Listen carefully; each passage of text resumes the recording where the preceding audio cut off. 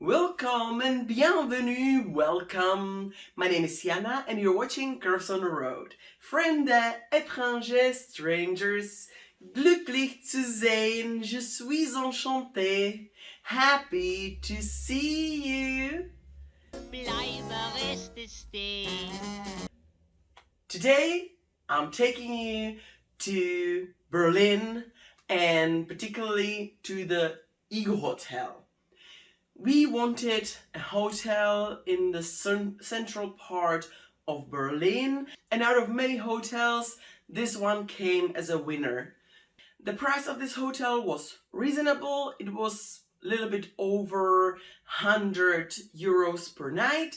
We were staying 3 nights, so I can give you full review of this place. We've experienced all that his hotel has to offer. First of all, let's speak about location. I think that's the most important thing. We came here by car and we wanted central Berlin location because we wanted to do the sightseeing, right? And we didn't realize this hotel is already in so-called green zone. Many big cities, generally in Europe, but in Germany in particular, have the center with like the carbon dioxide emission regulation.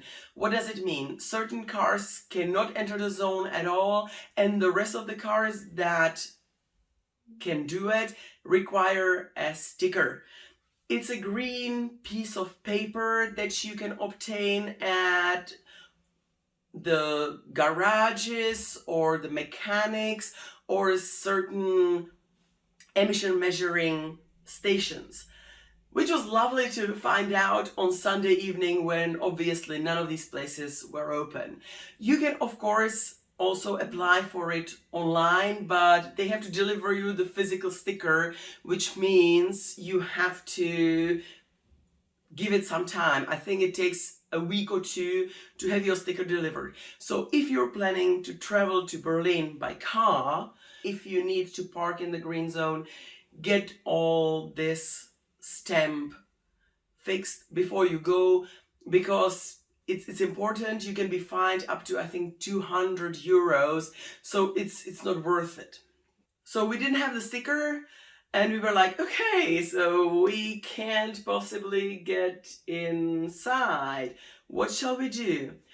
So what we did is we parked basically, we came to the sign that says nobody without the green sticker allowed, and we took one street further and there was a huge on-street parking with lots of free spaces.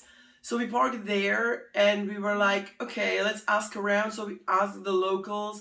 The parking there is free and it's outside of the green zone, so we'll probably pay nothing for the parking here in Berlin. So we even saved some money. We didn't pay the green sticker, which is 10 euros, 12 euros, and we don't have to pay the hotel for the parking, which was another 10-ish euros extra. So what we did instead, for 10 euros, we took Uber from that parking lot to the hotel. Otherwise, the location is very good. You have grocery stores nearby, you have lots of little restaurants, cafes, really cozy neighborhood. It feels absolutely safe. We were coming back around 11 p.m., midnight, and nothing suspicious was happening. The U-Bahn, the metro, is, let's say, 5 minutes walk. In the morning you feel like it's no walk at all. In the evening you'll be like, oh my god, are we there yet? It's basically 2 blocks. Nothing drastic, but get ready that you will need to walk a little bit to get to the public transport. We use the public transport here a lot because it was more convenient than driving the car, and I can recommend. It's pretty straightforward, easy to do. The metro comes frequently, no problem there. It is not extremely close to all the monuments, but it's not extremely far either. It took us 30-40 minutes to get to the Brandenburg Gate. So we took the metro from the Adenauer Platz, which is the stop that is the closest to this hotel. And then we had to take S-Bahn, which is a train / metro, to take us to the Brandenburg Gate. The reception, everything went smoothly. We checked in without any issue. Everything went as it was supposed to. They speak somewhat English. Of course, you're in German-speaking country, so get ready that not everyone speaks fluently and there will be some strong accents sometimes. So, the hotel in general, there's an elevator. The elevator is working, thank God. Like, I had a little heart attack because we were going downstairs for the breakfast and it was impossible to call the elevator. I was like, okay, it's broken, and now what? Like, we walked down the 4 flights of stairs. We were on the 4th floor, and I was like, okay, going down, no problem. Like, what will you do to go up? And not only once, it was the first day. So 3 days of going up and down these stairs while we paid for an elevator. I was like, what are we gonna do? But it's just about patience. There's one small elevator for the whole building, and it's quite frequently used by the housekeeping, or they were doing some repairs downstairs. So they were using it to move the material around, and the elevator was blocked for that. So be patient. If you don't want to walk the stairs, just stay there, wait, and I'm pretty sure you'll be able to get in the elevator and to your floor. The room is very small. Like, don't expect in general in Europe, in the big cities, to have like a dance floor to go to. The room is tiny, but for 2 people, for just sleeping, it was very sufficient. The bed was not as soft as some others, so perfect for me. The only problem is it's everywhere around the Central Europe. It's not one big mattress, it's 2 separate mattresses, and the risk of falling in the hole in the middle is here. It's real. But other than that, comfortable. Pillows were soft, great. There's a lot of things going on there, like the tiny pillows, and I have never understood, that part of fabric on the bottom of the bed. Is it supposed to be for, like, when you crash on the bed in your shoes, or you're supposed to put your luggage there? Never figure it out. Always just trying to find a place to hide it, because for me it's useless. The room is smartly organized. It has a wardrobe. It has a big screen TV. It only has German channels, so we didn't watch that. But if you speak German, definitely it's there. 10 out of 10, the sockets near the bed. You can even use USB. Thumbs up. Absolutely marvelous. So for the nightstands could be a little bit bigger because I need a lot of stuff with makeup and charging stations and everything. So it would be better to have a bigger nightstand, but that's really nitpicking. No need for that.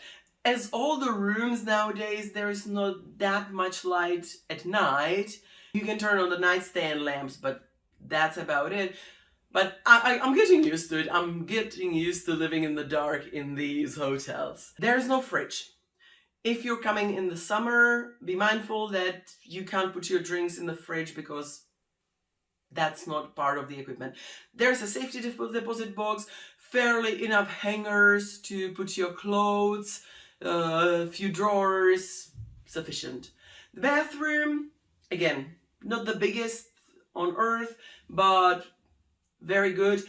perfect. You get best of both worlds. You have both the shower with the handle and the rain shower, so whoever wants whatever can have it. Absolutely 100% happy with that. And the current, strong current of the water, I love it on these in these hotels. It's just the best thing when you can take a proper shower and you massage yourself a little bit after a long day of walking. Nothing to say about the toilet. Never use the hair dryer, and basically there's a basic equipment. Again, they have one shower, hair and body wash, so it is what it is. This time I was prepared and I brought mine. Again, pet peeve, nothing like, it's just a tiny little detail. There was nowhere to put your own toiletries in the shower, just to, you know, have it there, so we were piling it on top of each other.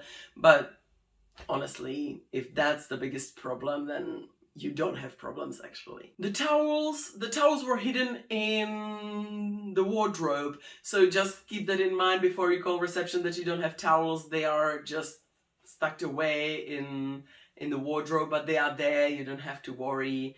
You'll get your towels. The breakfast starts very early, around 6:30 in the morning, and runs, I think, till 10:30, maybe even till 11 on the weekends. Once you check in, you'll get a little card and it's written there, so check for yourself. The breakfast was really good. I really enjoyed it. It wasn't the biggest choice you have, but you had some scrambled eggs, sometimes there were beans, sometimes there were some meatballs.